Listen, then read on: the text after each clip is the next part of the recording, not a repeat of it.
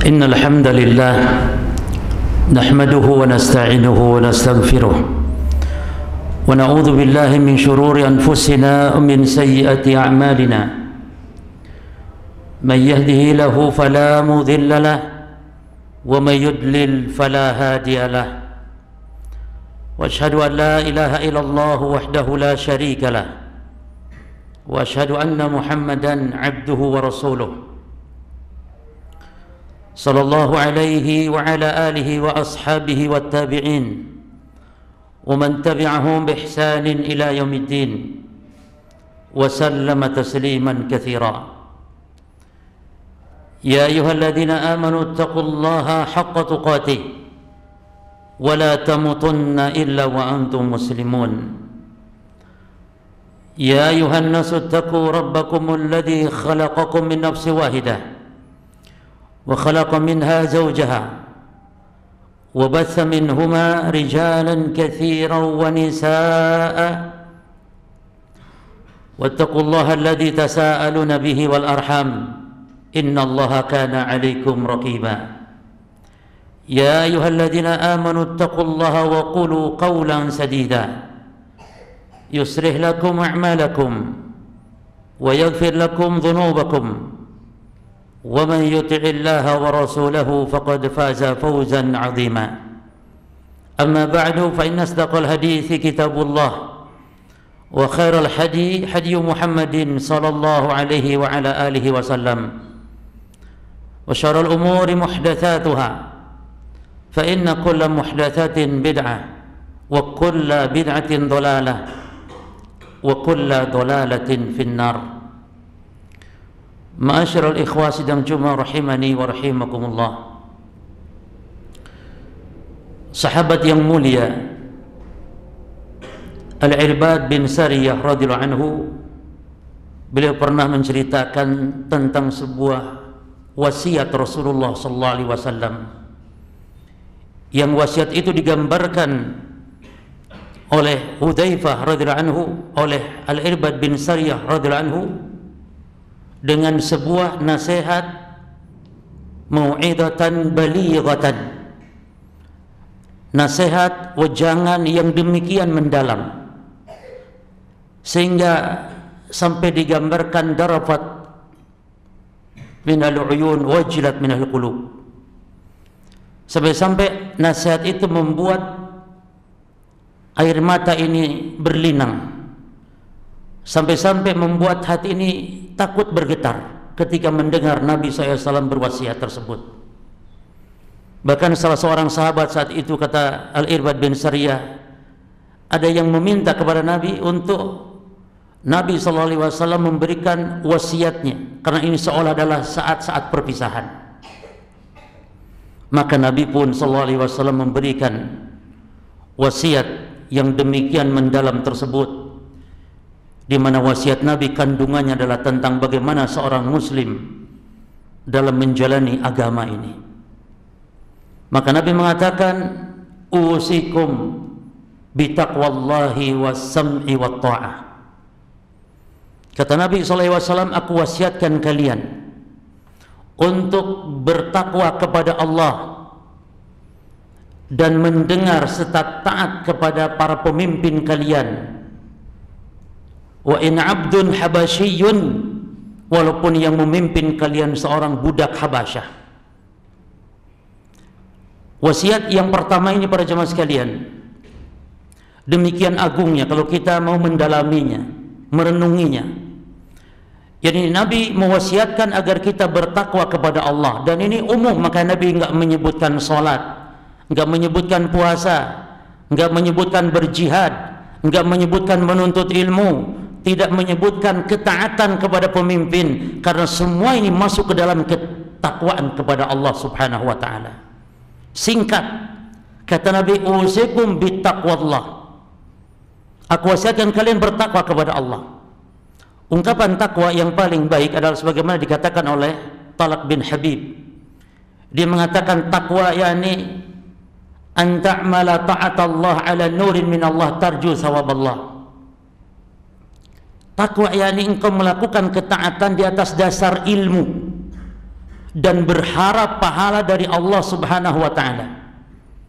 Lalu wa tatruka maksiatallah ala nurin min Allah takhafu iqaballah. Ini takwa, engkau menjauhi, meninggalkan setiap dosa dan maksiat kepada Allah dengan tanamkan rasa takut kepada Allah, dengan tetap dasarnya adalah ilmu. Lalu para jemaah sekalian, takwa yang menyeluruh ini mengerjakan semua perintah, menjauhi semua larangan. Lalu Nabi mengulang was-sam'i wat-tha'ah. Padahal as-sam'i wat-tha'ah, yakni mendengar dan taat kepada pemimpin, bagian daripada takwa. Berarti menunjukkan betapa urgensinya tentang ketaatan kepada pemimpin. Sampai-sampai harus diulang 2 kali oleh Nabi. Aku wasiatkan kalian bertakwa kepada Allah, termasuk taat kepada pemimpin. Lalu Nabi ulang lagi, dan mentaati pemimpin. Itu dah kaidah dalam bahasa Arab demikian jemaah.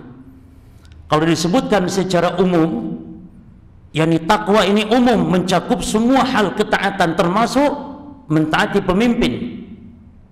Lalu diulang sekali lagi secara khusus, ini menunjukkan keagungan, kemuliaan. Dan banyak ayat seperti dalam Al-Quran, juga dalam hadis-hadis.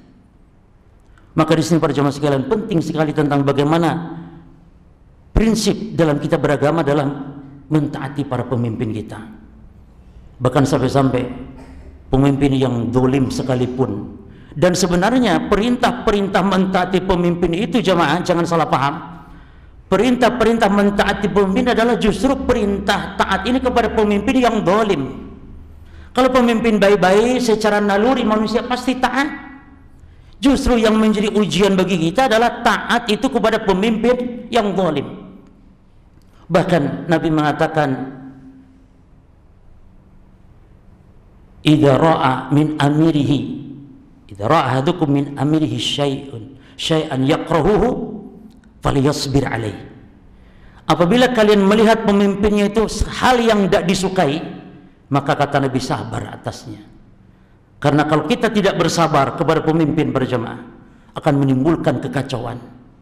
Maka rahasianya hadis tadi, wasiat Nabi tadi, kenapa digabungkan antara takwa kepada Allah dengan ketaatan kepada pemimpin? Karena ketakwaan kepada Allah adalah untuk memperbaiki pribadi. Pribadi menjadi baik dengan takwa. Dan mentaati pemimpin adalah untuk memperbaiki masyarakat. Kalau tidak tertanam ketaatan kepada pemimpin sebuah negeri, maka negeri itu akan kacau balau para jemaah. Makanya di dalam Islam tidak boleh mencela, menjelek-jelekan pemimpin di hadapan manusia. Para ulama kita mengatakan, laisa min manhajis salaf at-tashhir bi'uyubil ulah. Bukan merupakan prinsip metodenya para salaf terdahulu, para sahabat, para tabi'in, orang-orang soleh. Bukan prinsip mereka adalah mengumbar aibnya para pemimpin-pemimpin, lalu wadhiku dzalika 'alal manambir, dan disebutkannya kejelekan-kejelekan pemimpin itu di atas mimbar-mimbar. Maka itu adalah sebuah kesesatan dan penyimpangan para jamaah. Karena ketaatan kepada pemimpin adalah prinsip manhaj ahli sunnah wal jamaah. Kalau kita mengaku berakidah ahli sunnah wal jamaah, maka di antara prinsipnya adalah wajib mentaati pemimpin walaupun zalim, selama perintah-perintah mereka bukan dalam kemaksiatan kepada Allah Subhanahu wa taala. Maka tidak benar dalam Islam kalau misalnya pemimpin dicela, dicaci, dijelek-jelekan di hadapan manusia, karena akan menimbulkan manusia tidak mau lagi mentaati mereka. Makanya di antara adab menasihati pemimpin, apa kata Nabi sallallahu alaihi wasallam? Man arada an yansaha lidhi sultan fala yubdihi alaniyatan. Siapa yang mau menasihati pemimpin, kata Nabi, maka jangan, tidak boleh terang-terangan. Tapi bagaimana caranya? Walakin ya'khudhu biyadihi, tapi pegang, gandeng tangannya. Fayakhlu bihi, lalu berdua-duaanlah. Ini jangan di hadapan orang banyak. In qubila fadaka, kalau diterima nasihat kita, walhamdulillah, itu yang kita harapkan. Wa illa, kalau tidak, kana qad adda alladhi alaihi, yang penting kita sudah menyampaikan, sudah menasihati. Maka demikian para jemaah keindahan syariat Islam ini. Sehingga di antara kelompok-kelompok Islam yang ketika kebijakan pemerintah misalnya tidak sesuai, langsung mereka turun ke jalan melakukan aksi-aksi demonstrasi dan semisal dengan teriakan-teriakan, caci maki dan semisal, maka ini adalah menyelisihi manhaj salaf, menyelisihi metode para ulama salaf kita terdahulu. Aqulu qouli hadza astaghfirullah li wa lakum wa li sairil muslimin min kulli dhanb fastaghfiruhu innahu huwal ghafurur rahim.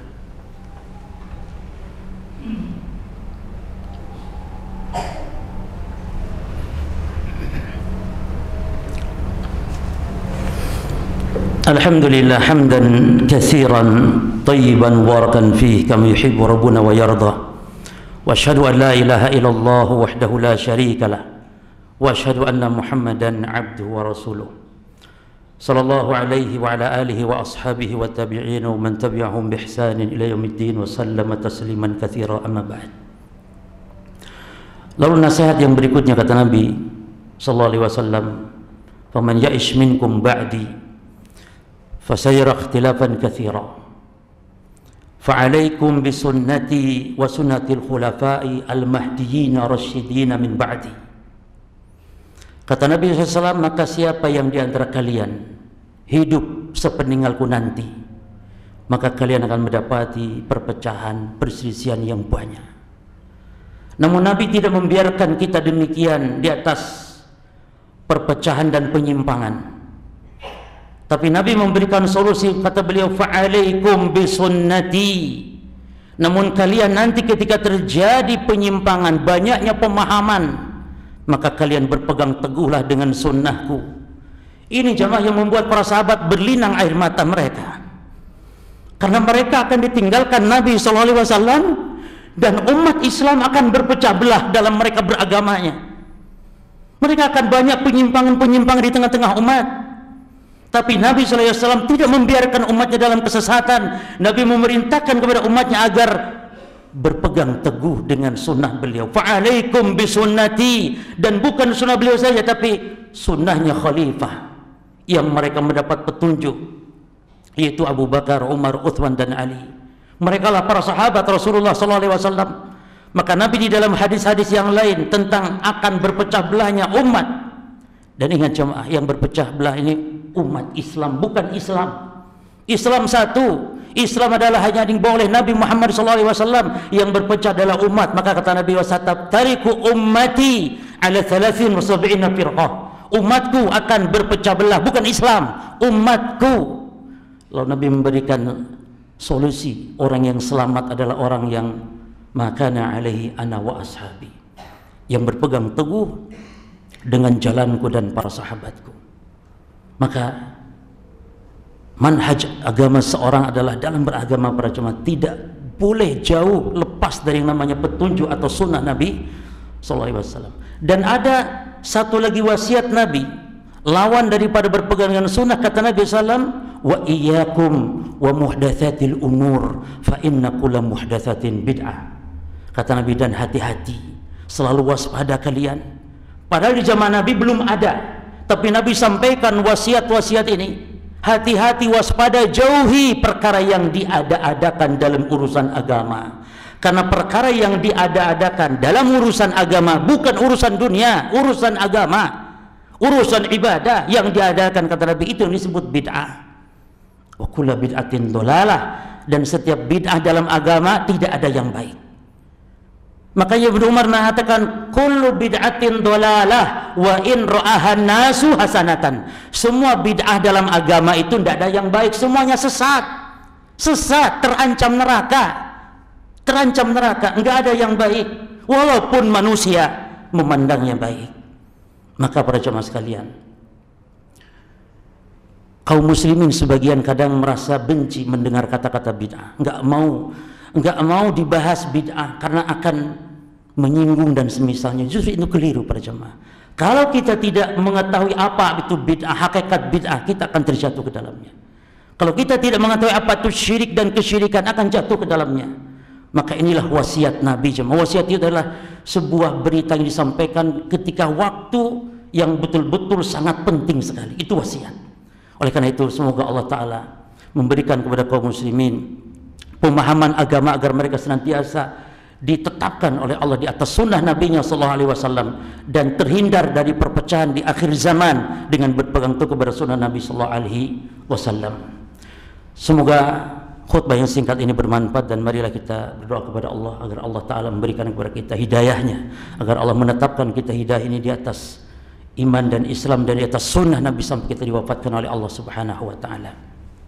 Allahumma ighfir lil mu'minin wal muslimat wal mu'minin wal mu'minat al ahya'i minal amwat innaka sami'un qaribun mujibud da'wat ya qadil hajat. Allahumma rabbana ighfir lana wal ikhwanina alladziina sabaquna bil iman wa la taj'al fi qulubina ghillal ladziina amanu rabbana innaka ra'ufur rahim. Allahumma rabbana atina fid dunya hasanah wa fil akhirati hasanah wa qina adzabannar. Subhana rabbika rabbil izzati amma yasifun wassalamun alal mursalin walhamdulillahi rabbil alamin wa aqimus shalah.